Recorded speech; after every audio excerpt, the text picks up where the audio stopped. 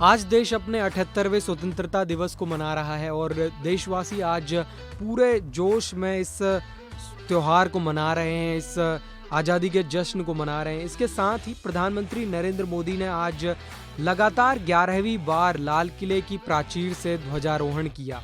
इसके अलावा पीएम मोदी ने लाल किले की प्राचीर से भाषण भी दिया, जहां पर उन्होंने कई बातों का जिक्र किया, जिसमें सबसे बड़ी बातें जो थी वो प्राकृतिक आपदा से लेकर रिफॉर्म्स तक की बहुत सारी बातों पर उन्होंने आज अपना भाषण दिया।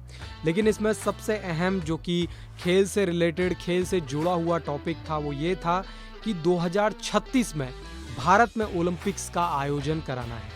दरअसल प्रधानमंत्री नरेंद्र मोदी का और देशवासियों का ये सपना है कि जो आने वाला ओलंपिक्स है 2036 वो भारत में हो, भारत के इस किसी शहर में हो और भारत को होस्ट करने का उसको मौका मिले।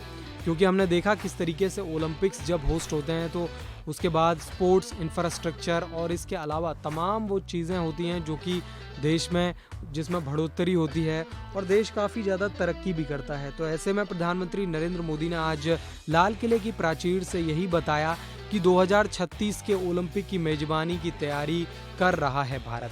पीएम मोदी ने कहा कि G20 की बैठकें पूरी हुई हैं और देश के अलग अलग शहरों में हुई हैं। इससे साबित होता है कि भारत में बड़े से बड़े आयोजन की क्षमता है। 2036 के ओलंपिक खेल भारत में हों, हम इसके लिए तैयारी कर रहे हैं। उन्होंने पेरिस ओलंपिक के पदक विजेताओं को भी बधाई दी। पेरिस ओलंपिक्स में जो 6 पदक आए थे उन सभी खिलाड़ियों को उन्होंने बधाई दी। इसके साथ ही उन्होंने पैरालंपिक में पेरिस जाने की तैयारी कर रहे सभी एथलीट्स को शुभकामनाएं दी। दरअसल अब से कुछ ही दिन में पैरालंपिक्स भी शुरू हो जाएंगे। समर ओलंपिक्स के बाद ही पैरा ओलंपिक्स खेले जाते हैं, तो उसके लिए भी उन्होंने शुभकामनाएं दी हैं।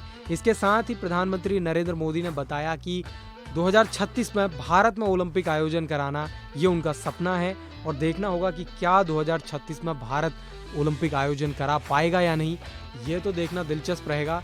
और इसके साथ ही प्रधानमंत्री नरेंद्र मोदी ने यह भी कहा कि 2047 तक भारत को एक विकसित भारत बनाना है।